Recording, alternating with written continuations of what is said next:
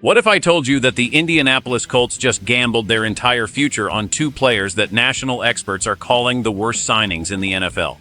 We are talking about nearly $200 million tied up in players coming off catastrophic injuries or having never truly proven they are elite number one options.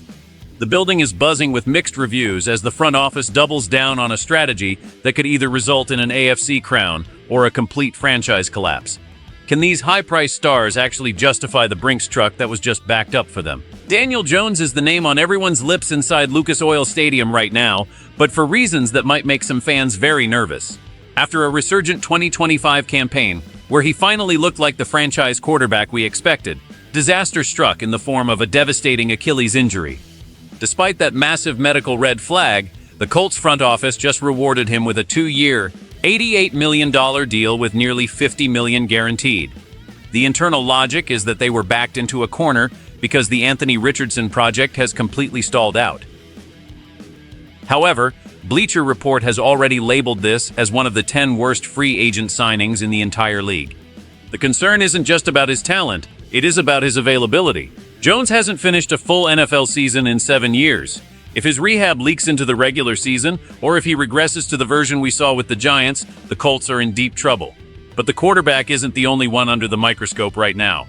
Alec Pierce has also secured a massive payday that is raising eyebrows across the league. Pierce emerged last year as a legitimate deep threat, leading the league in yards per catch and finally hitting that 1,000-yard milestone. But is he truly worth being the 10th highest paid receiver in football? The Colts seem to think so, giving him a 4-year, $114 million contract. This move effectively signaled the end of the Michael Pittman era as the team traded Pittman to clear the space for Pierce.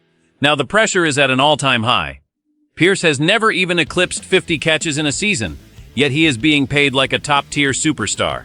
The critics are already circling, suggesting that the Colts overpaid for a vertical threat who hasn't shown he can handle the volume of a true number one receiver. With Pittman gone, defenses are going to lock in on Pierce like never before. He will no longer have the luxury of being the second option. He is the man now, and the money says he better play like it. This entire roster construction is a massive bet on projection over proven consistency, and if it fails, the consequences will be historic for this organization. Do you think the Colts front office just made a historic mistake by letting Michael Pittman go and overpaying for a deep threat who hasn't proven he can be a number one? This is a massive turning point for the franchise, and we want to know if you believe this roster can actually compete for a championship under these conditions. If you want the most in-depth Colts coverage and insider updates that you won't find anywhere else, make sure to hit that subscribe button right now and drop a like on this video to support the channel. Alec Pierce is now stepping into a spotlight that is brighter than anything he has ever experienced. The reality of his new contract is staggering.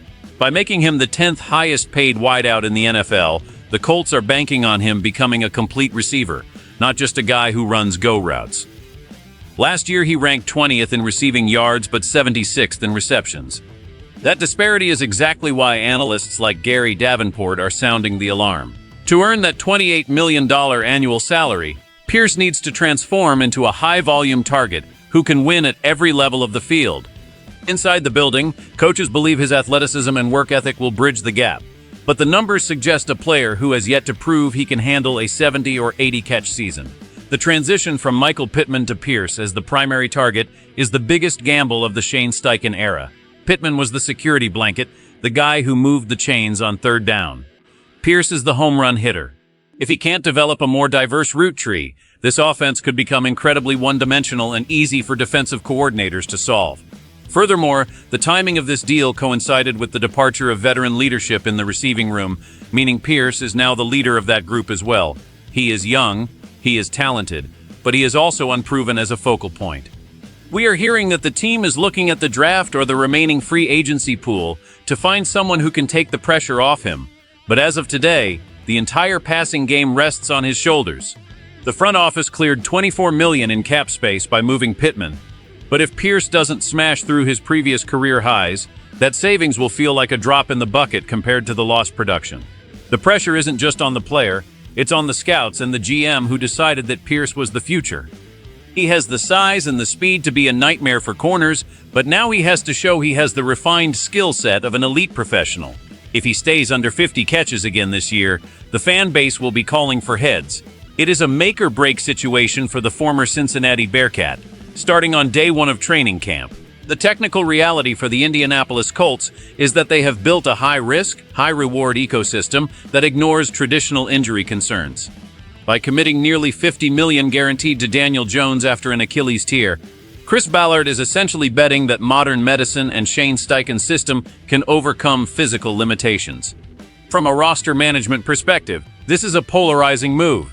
If Jones is healthy, he provides a level of efficiency and stability that the Colts haven't seen since the Phillip Rivers days.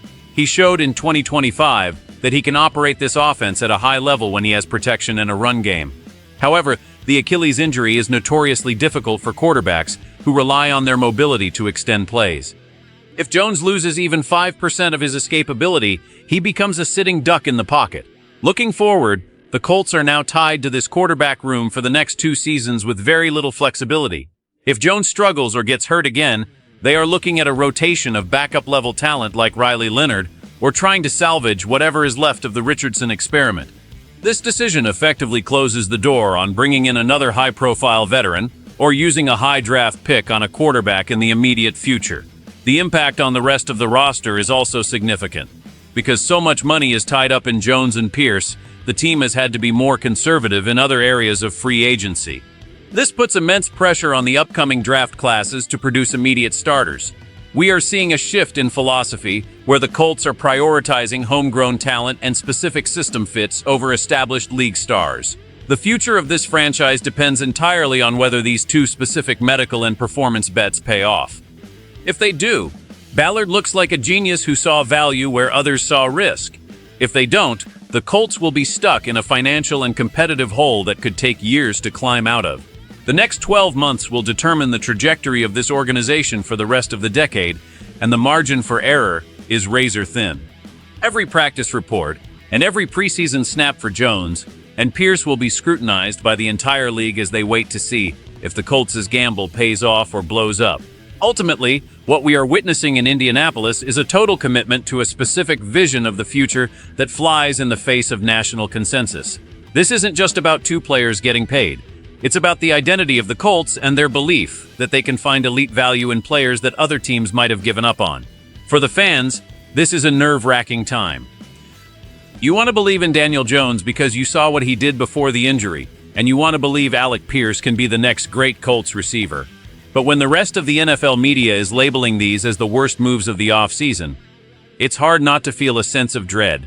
The true meaning of these signings is that the Colts are tired of being middle of the pack and are willing to take massive swings to get back to the top of the AFC South. They are betting on Steichen's ability to coach up talent and on their own medical staff to bring a quarterback back from the brink. If this works, the Colts are back in the playoffs and contending for a Super Bowl. If it fails, we are looking at a total house cleaning from the front office down to the coaching staff. This is the definition of going all in, even if the cards they are holding are bruised and battered. The stakes could not be higher for everyone involved. We need to hear from you. Do you think the Colts are being smart by betting on these guys? Or is this the beginning of a long rebuilding period that we aren't prepared for? This franchise has been seeking consistency under center since 2020, and they finally put their money where their mouth is. Now we just have to wait and see if the players can deliver on the field.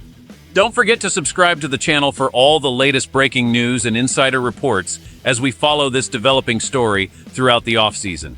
Hit that like button if you think the Colts can still win the division this year. This is a journey you don't want to miss, and we will be here every step of the way to give you the inside scoop. The 2026 season is shaping up to be the most consequential one in years. Stay tuned, because the real drama is just beginning.